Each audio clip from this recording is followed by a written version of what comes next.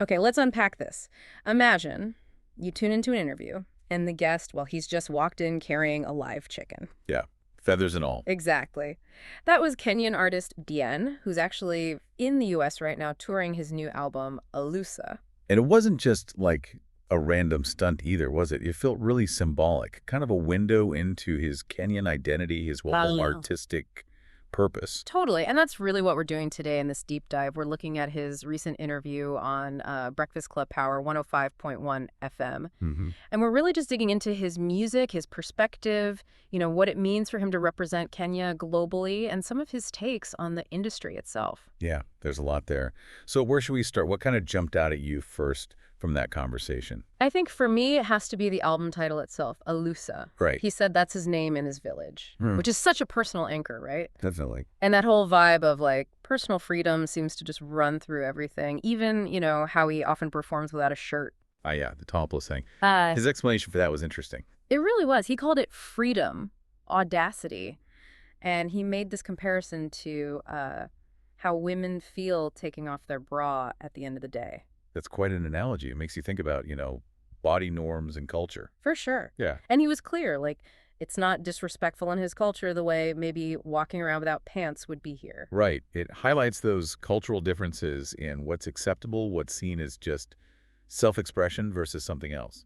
He's pushing boundaries. Pushing boundaries and bringing poultry. Let's get back to the chicken, the rooster. The rooster, yes. He had it with him at the Rap Radar interview. Wanted to bring it to Breakfast Club, too, apparently, but the building rules. Yeah, that wasn't happening. But the why behind it is fascinating. He calls the rooster his cultural totem. Yeah, explain that a bit. A cultural totem. It's like a symbol that's deeply tied to his heritage, his values. It represents something fundamental about where he comes from. Right, and he listed off the reasons. It's a timekeeper. Natural alarm clock, yeah. A caregiver, security, even a food source. It's got all these layers. It really grounds him, Yeah. A tangible link to his roots while he's navigating this huge international music scene. And the story of getting it, having to drive to Pennsylvania because of New York City rules. That whole road trip anecdote, yeah.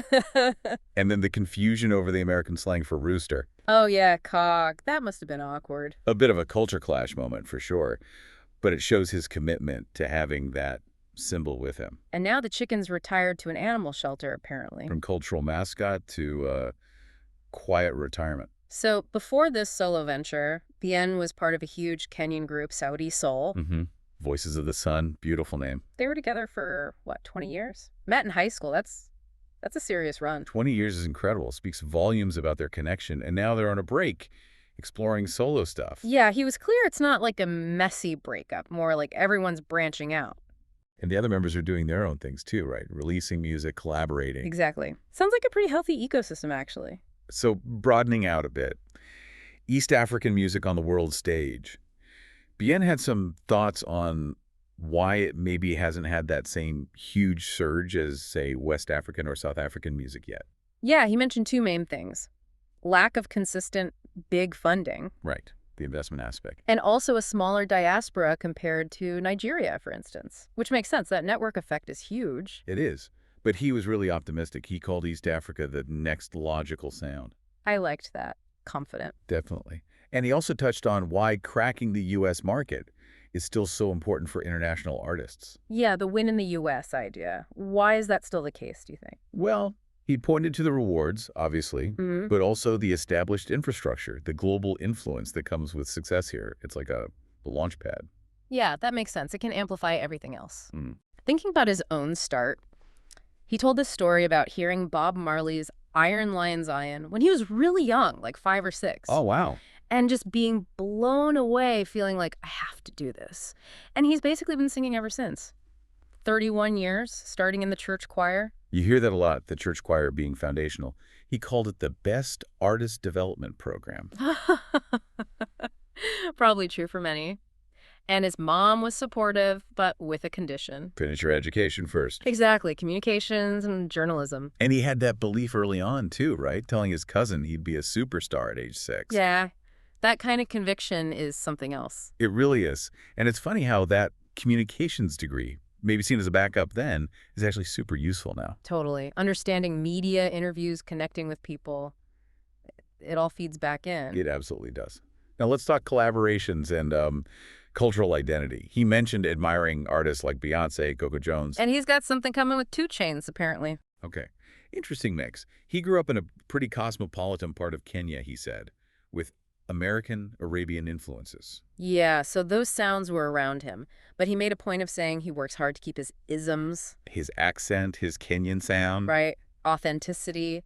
He said he actually tried conforming earlier on, and it just didn't work. That's a powerful lesson, trying to fit a mold versus just being yourself. And his take on conforming was quite nuanced, I thought. Yeah, like it's not automatically bad if it works for someone. As long as you don't lose your core self in the process, it's a balance. Right.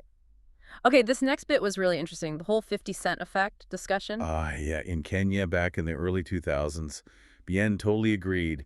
50 Cent's impact was massive There there. are kids copying his style, his music everywhere, barbershops, radio. It was a huge cultural moment, Mhm. and they talked about how maybe things have shifted now with content consumption being more about proximity. What does that mean exactly? Proximity.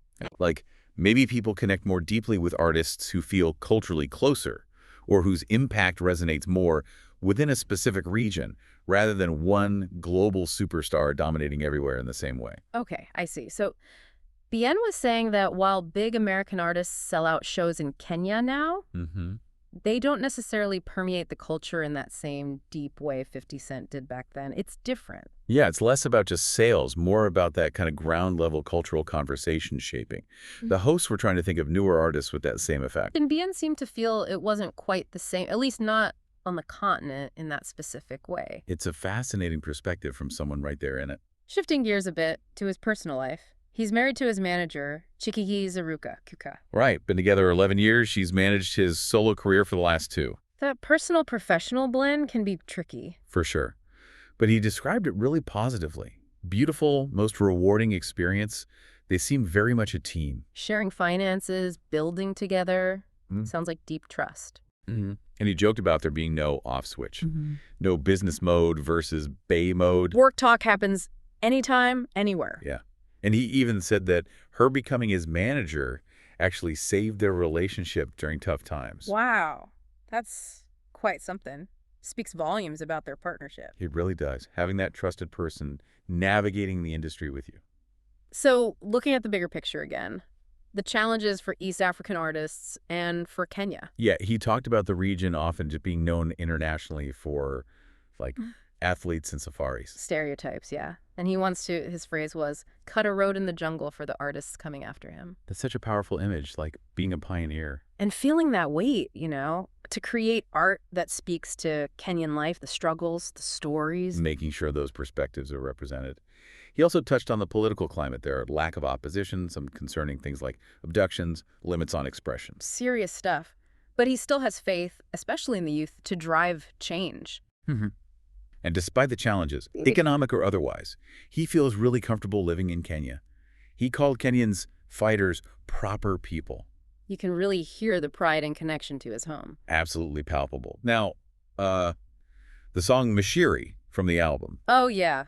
He jokingly dedicated it to Jess from Breakfast Club. Yeah, right. But then explained it's really a tribute to, millions of Africans who use mashi as an endearment for their loved ones. He said it's more than a word. It's like a whole way of life, that term of affection. And musically, a nod to Stevie Wonder in the sound. Nice touch. Always weaving those cultural threads together. And looking ahead, he talked about his vision for Africa. Yeah, a unified, decolonized Africa. Peaceful, living up to its potential. He mentioned leaders like Traoré in Burkina Faso as examples of moving towards that kind of unity. And his belief that a united Africa would just be unstoppable. That's a really hopeful, powerful vision. Definitely. And then on a lighter note, he brought gifts. The shirts. Bold men love better. As chairman of the Baldwin Association, his joke about going bald. Gotta have a sense of humor. And he gave this really warm invitation for everyone to visit Kenya, talked about how beautiful it is. Which one of the hosts actually backed up, having been there? Right. And he shared his Instagram, too, for following the tour and everything. At BMSOul. So, wrapping this up, Bien comes across as way more than just a musician, doesn't he? He's like a cultural connector. Totally.